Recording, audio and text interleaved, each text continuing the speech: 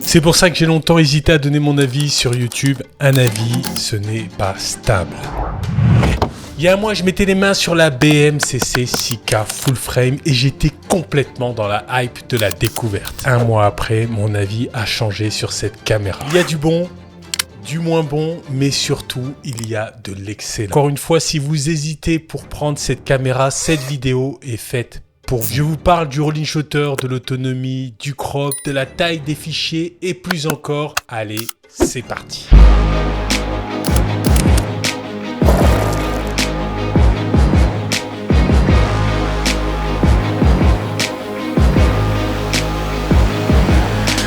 Bonjour les filmmakers, j'espère que vous allez bien. Alors oui, j'ai changé d'avis sur la BM-CC 6K Full Frame. Et en particulier sur le form factor. Alors elle n'est pas devenue par miracle plus petite, plus compacte. Mais une fois dans les mains, c'est carrément agréable. Elle ne m'a pas quitté pendant un mois. Je l'ai emmenée presque partout, en déplacement, en balade le week-end. En revanche, s'il vous faut un bon sac avec une ouverture latérale, comme le sac de K9 Concept. Alors j'ai essayé de la mettre sur une sangle, mais ce n'est vraiment pas agréable. Le mieux, c'est de la fixer sur une dragonne quand vous l'avez dans les mains. Et puis la mettre dans le sac à dos quand vous ne l'utilisez pas. Finalement, j'ai du mal à croire ce que je vais dire, mais le run and gun est possible avec la BM-CC 6K. Mais dans la configuration que j'ai eue, c'est-à-dire les batteries dans la poche et l'utilisation de carte mémoire, oubliez le SSD. Si vous voulez avoir une solution compacte et légère, utilisez des cartes CF Express de type B. Dans ces conditions, on a juste le nécessaire. Elle peut devenir une caméra de voyage si vous l'équipez d'un objectif pas trop encombrant.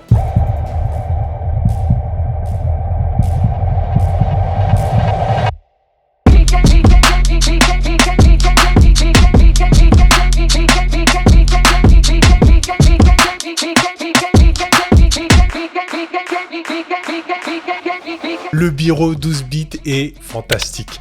Ça n'a pas changé. J'ai comparé le Biro de la BM-CC 4K et de la BM-CC 6K. Même ISO, même ouverture, même focale.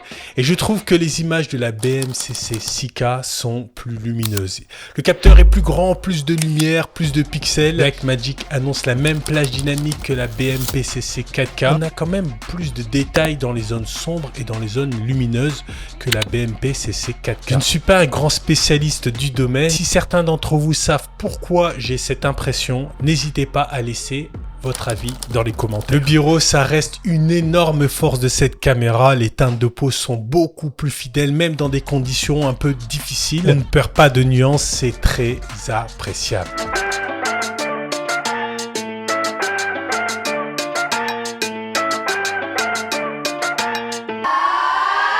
Alors la caméra est très complète pour gérer l'exposition. Il y a pas mal d'outils, les zébras, l'histogramme, mais surtout les fausses couleurs. Pour l'histogramme, l'exposition est complétée d'un indicateur RGB. Quand vous surexposez sur une des couleurs primaires, vous êtes alerté. Les fausses couleurs, il suffit d'appuyer sur le raccourci pour vérifier l'exposition de la scène. C'est ultra pratique et c'est carrément un plus. Alors il n'est pas nécessaire de passer sur un moniteur externe comme pour la FX3 ou d'autres caméras pour avoir les fausses couleurs. Et ça, c'est vraiment un point fort.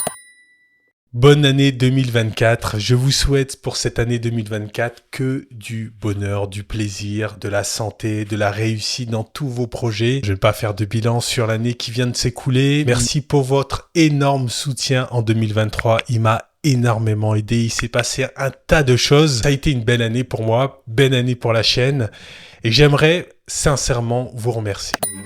La 6K, c'est parfait pour filmer en 4K. Ça permet de recadrer sans stress dans l'image. Alors le plus important, c'est que ça se fait en préservant les détails. Je l'ai déjà dit, mais la 6K, ce n'est pas un gadget. En revanche, les fichiers sont hyper lourds et juste pour vous donner un ordre d'idée, 10 minutes, c'est à peu près 100 gigas. Ouais, c'est énorme. Ça m'a obligé à trier dans les fichiers que je voulais absolument garder et les autres, je suis obligé de les jeter à la poubelle. Il faut absolument investir, si vous achetez cette caméra, il faut absolument investir dans une solution de stockage. Alors l'interface utilisateur qui se tourne à la verticale, notamment pour faire des shorts, en réalité c'est un détail. Mais j'apprécie énormément la fonction. Je trouve que c'est tout bête, mais ça marche bien et c'est pratique. Tout simple. Alors le rolling shutter, j'ai comparé le rolling shutter de la BM-CC 6K full frame à celui de la FX3.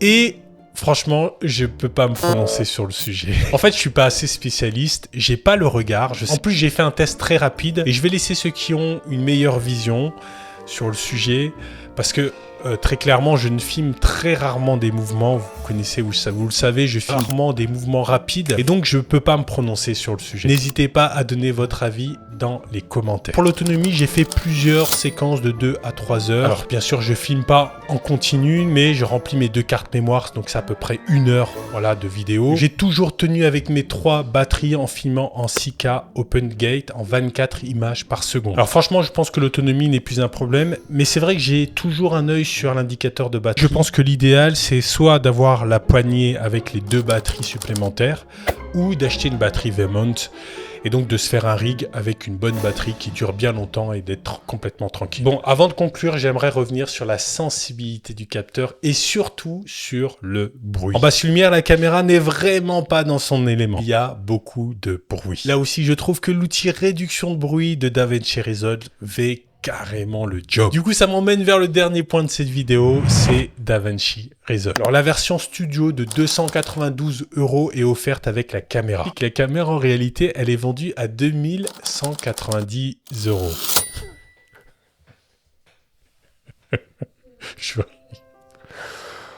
Donc, je vais pas dire que c'est la caméra full frame la moins chère du marché, mais j'ai quand même envie. Hop, on va remettre tout là. Quand vous hésitez à acheter une caméra, vous pouvez suivre un avis sur internet, sur YouTube, vous pouvez écouter votre youtubeur préféré qui en parle. Mais la meilleure des choses, c'est de tester la caméra. C'est de l'avoir dans les mains et de ressentir ce qu'elle vous dit. Vous avez l'occasion de tester cette caméra, n'hésitez surtout pas, faites-vous un avis. Voilà, sur la caméra, sur la prise en main, sur les images. Allez chercher les images justement sur le site Blackmagic. Si ce que vous voyez, ce que vous ressentez vous plaît, faites chauffer le plastique bleu. Mais si c'est pas le cas, ne l'achetez pas, ça sert à rien. Alors c'est probablement la dernière vidéo face caméra que je fais avec la BMCC 6K Full Frame. J'ai vraiment apprécié de tester cette caméra. Si vous avez loupé les comparatifs, n'hésitez pas à aller jeter un coup d'œil et je vais certainement en faire encore quelques-uns avant de la rendre. Donc voilà, c'est là que ça se passe. Merci pour votre soutien. Merci à Blackmagic et à Sigma pour le prêt. N'hésite pas à liker, à commenter, à t'abonner si tu n'es pas abonné. Je te dis à très bientôt. Allez, ciao!